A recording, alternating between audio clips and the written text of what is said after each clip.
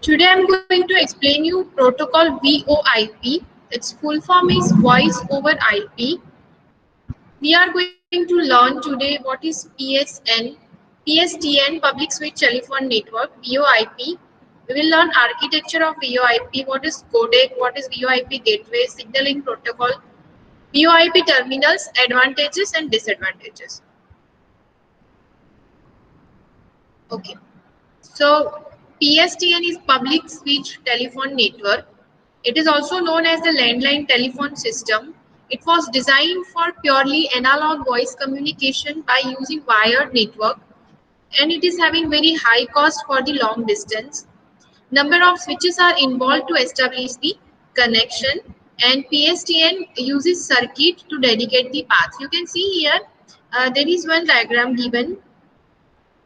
Okay, so initially what we were doing, suppose we want to call to somebody, then we are having wired connection. Initially, if you have remembered that there is a telephone exchange office of BSNL, and whenever you want to uh, have a mobile or phone at your home, then they'll come, they'll have some wires, some switches, and they'll give you some landline telephone connection. So from that connection, from that telephone, you can call each other. So that is having some dedicated circuit. Suppose I want to call to this person from my home, I have to call to this corporate office. Then first that call will migrate to this through this switch, and through this public switch telephone network it is going to migrate to this location. So we require lots of wired connection. Second thing is, it is, we can say, purely analog based communication. You cannot send any kind of SMS, you cannot send even any kind of videos, voice, song like this. So it was a costly. Suppose I want to call somebody from Ahmedabad to Ahmedabad, so it is not having that much cost. But when I want to call somebody from Ahmedabad to Delhi, I want to call somebody from Ahmedabad to USA, UK, Australia. So at that time there were a roaming, or we can say cost was higher. When we want to talk to somebody at long distance, because of this PSTN network, it is having some dedicated line to go your call, and to establish this line and connection, it was very costly.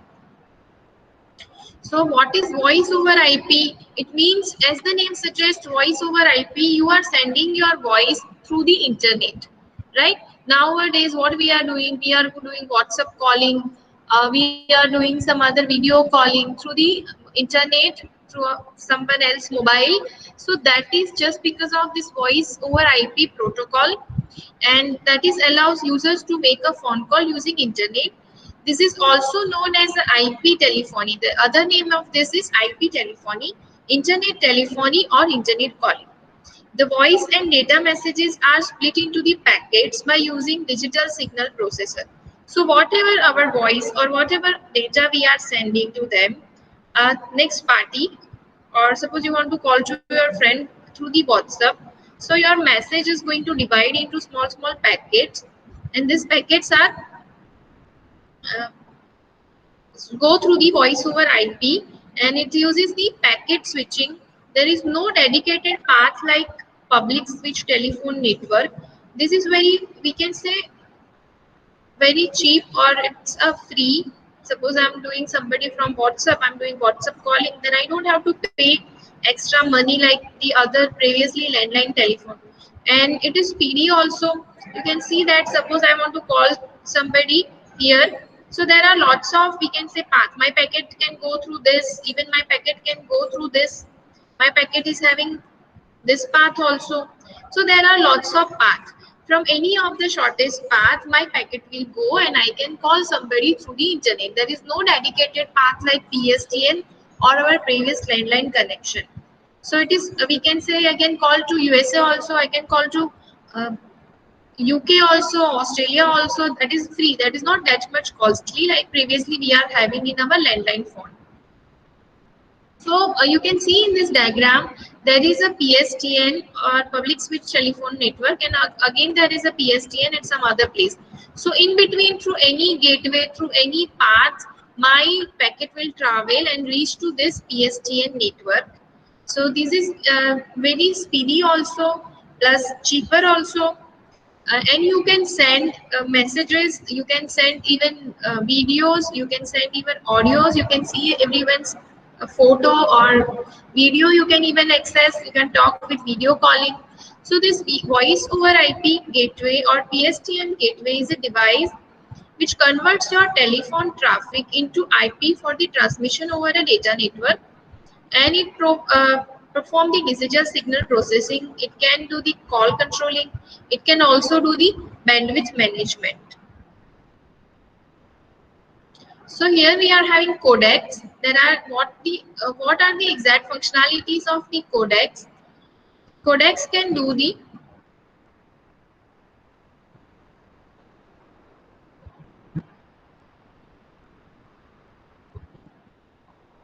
two function. First one is data compression and the second one is data encoding. Okay. Now what is the meaning of data compression? Compression means to reduce the size. Suppose have you heard about the .bmp format?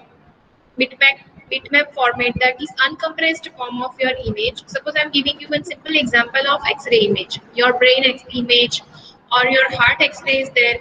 So that image is in uncompressed form. It is having extension .bmp, but while you are converting that particular image into a small form, that will have a .jpg extension, joint photographic expert group, that is the compressed form of your image. Now what is the benefit of doing compression of your image or your data or your voice? By doing compression you can reuse the size. Now again there is a question, how you can reduce in compression, what is exactly happen? So in compression what you are doing, you are removing the redundant or unnecessary information. Okay, that is not going to cause any kind of side effect or any kind of problem. Suppose I'm having image of apple and which is having lots of red color in a, I remove a little bit red color from that apple, through which my eye is not that much sensitive. So through this I can reduce the image, some of the pixels of image, and I can reduce size of that image. If I'm removing boundary of that apple, again it is not going to change any kind of shape of my apple. So that is again I can say I have reduced some size and I have applied compression. Now how you can apply compression to the text data? Suppose I have written L 9 times. In place of this, if I can write down 9L, right? So this 9L I can store into 2 digit.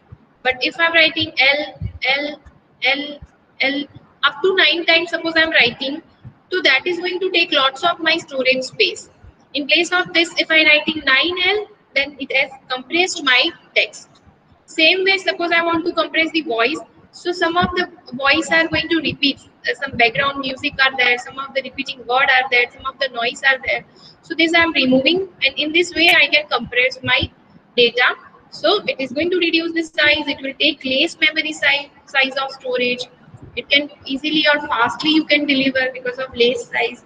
Second thing is data encoding. We are doing encoding and decoding for the security of your data. So no one can, we can say, hack your data. No one can change your data. So these codecs are of different type for the data, for the voice and for the video. The quality and efficiency of compression software has big impact on the voice quality of VoIP traffic. Okay, what they are telling you that the quality of compression will going to affect the quality of voice. That is true. If I'm doing too much compression of my image, suppose I'm doing 90% of compression of my image, then you can say that quality will going to degrade because I'm removing so many information from that, so many color information, boundary information. So by removing too much information, it will lead to a degradation of quality of image. Same way, if you are doing lots of compression of your voice, it will going to degrade the quality of your voice or VoIP traffic. There are good compression technologies and there are less good one. Each compression technology is designed for specific use under the specific circumstances. As per the requirement, you can use it. Signaling protocols can set up and the other related call management functions. It can do setup and the other call related functions. There are various signaling protocol like H.323, SIP means Session Initiation Protocol, and the third one is SCCP, Skinny Client Control Protocol. Okay, H.23 it is designed by ITU Key Standard Protocol. It actually a set of protocols of H.323 was designed for multimedia communication, such as real-time audio, video over a IP network. Session initiation protocol is designed by IETF standard protocol. It is younger than or it came later than H.323 and it is lighter, it required less bandwidth and it is text-based protocol. It is specially designed for the VoIP services. Now you can see here through the VoIP, you can call even landline phone also. From my mobile, I can do a landline call also. But for that, you need a special kind of hardware that is going to convert your data into the analog form. So you need such kind of converter where you can, at one place you can put the internet cable and other place you can put the telephone cable. So from mobile to you can say you can do video calling on such kind of landline phone. So this is through the some particular hardware requirement. So what are the advantages? It is we can say free or very cheap.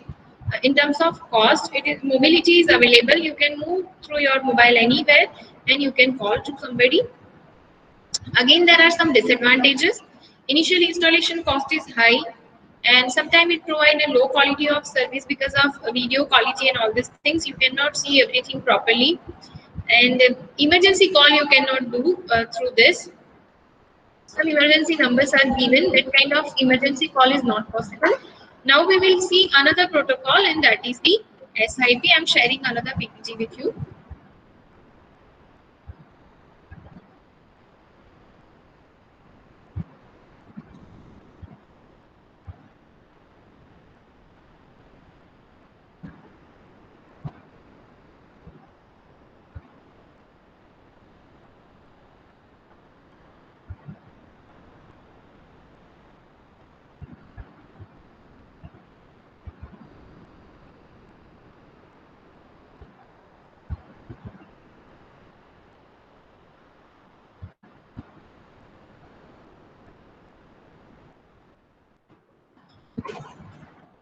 Signal Initialization Protocol (SIP).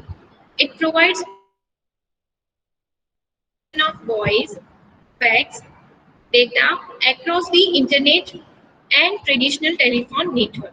So you can send voice, fax, and data using internet and your telephone network, traditional network. IETF defines SIP, a text-based protocol similar to hypertext transfer protocol and simple mail transfer protocol for initiating interactive communication sessions between the users. Such sessions include the voice, video, chat, interactive games, and virtual reality. The session initialization protocol is an Internet Engineering Task Force standard protocol for initiating interactive user session that involves multimedia elements such as video, voice, chat, gaming, and virtual reality. Okay, you can see here in this image, there are two persons who wants to talk with each other. So initially this person is sending some signal or sending that I want to talk with you. Hi, how are you? Some kind of thing.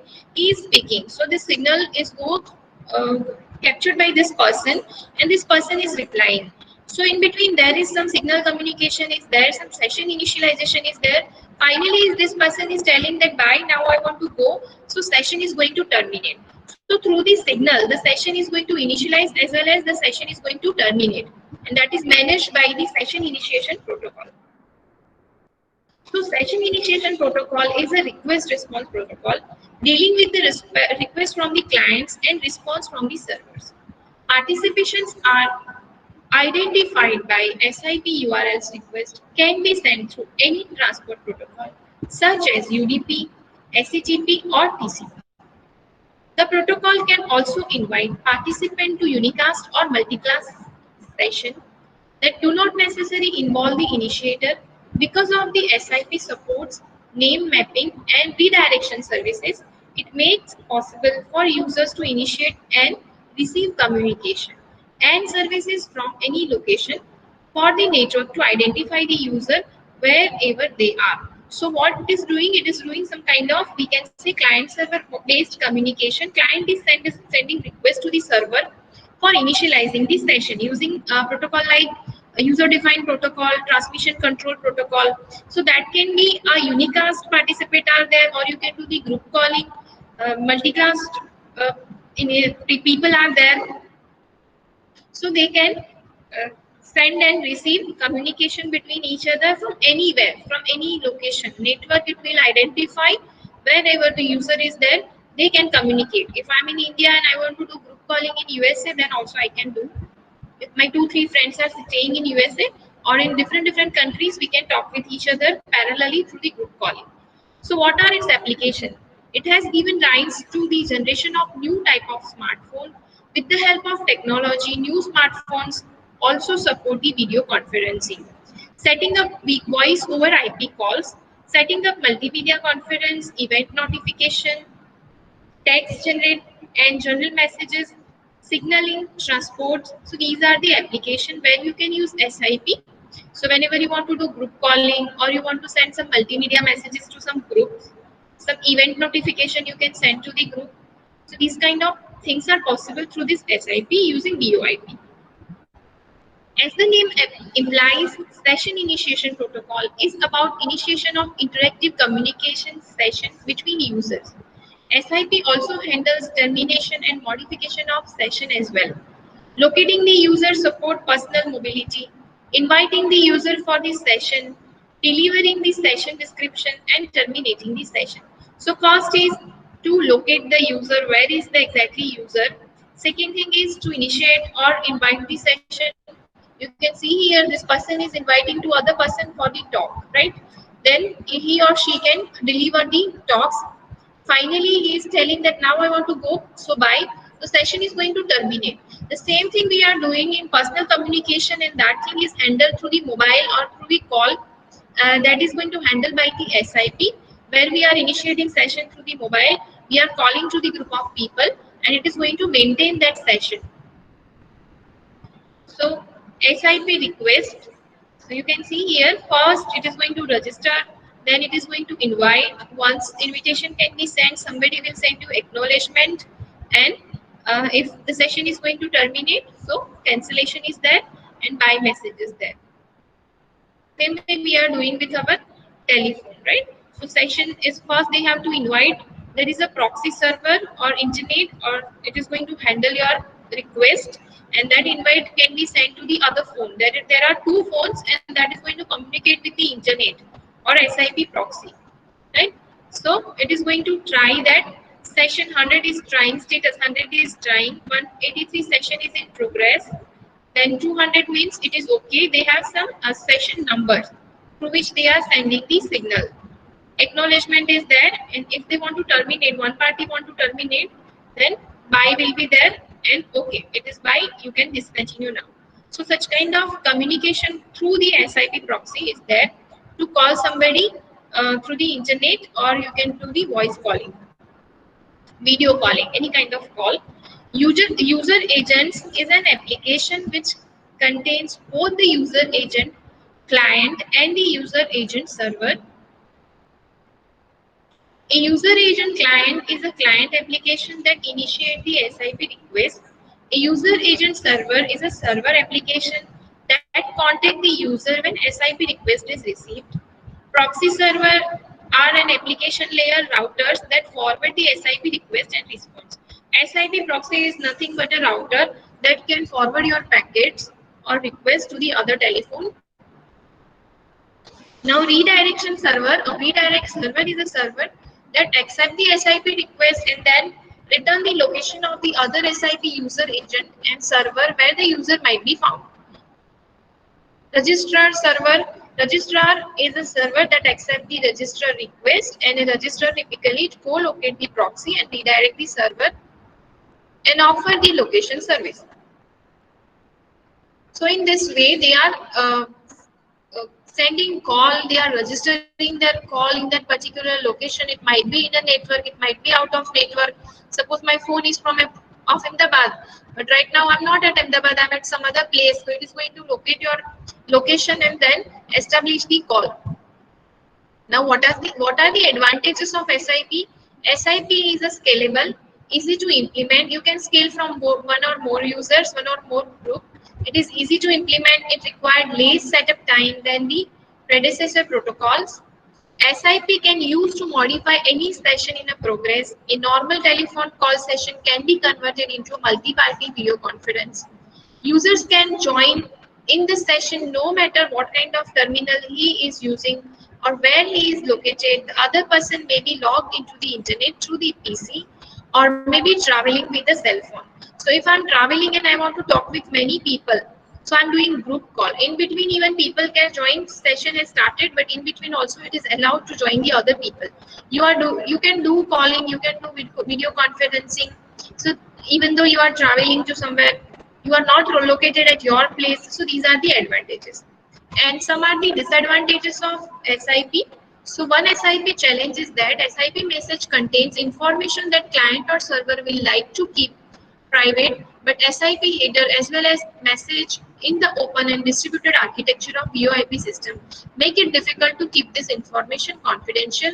When SIP user is registering with the SIP registrar server, the attacker can hijack the registration. Two main reasons for the attack are SIP message being sent into the clear and no SIP messages authenticate built into the protocol. So it is, we can say, through the internet the communication is doing, so there is possibility of hijacking our call or message. SIP is nowadays used for internet conference, internet multimedia, internet telephony calls at a distance learning with compatibility of session like voice, chat, traditional telephony network, voice, fax, and interactive games. SIP becomes a standard protocol for signaling in third generation mobile network. SIP run on the top of several different transport protocols. So voice over IP, what it does, it has replaced our old analog telephony, where we are using lots of wire through the ground communication or through the earth communication or skywave communication, and it was taking lots of time, even costly also. Somewhere it was having roaming also. Suppose I want to call from India to USA, for 1 minute it is taking some amount of charges. So that everything was replaced by VoIP. Using VoIP you can do the internet calling, right? And it is of free of the cost. If you are having WhatsApp, you can talk with each other. How SIP is using to VoIP? Through the SIP, it has supported group calling. In one group you can make a call. In between, even people can also join. You can send messages to a group of people. You can do the video conferencing. So these are the advantages of using VoIP and SIP, which will help us in doing voice voice call over the internet. So I'm going to stop today. You just read, and what I'm asking you, I think in September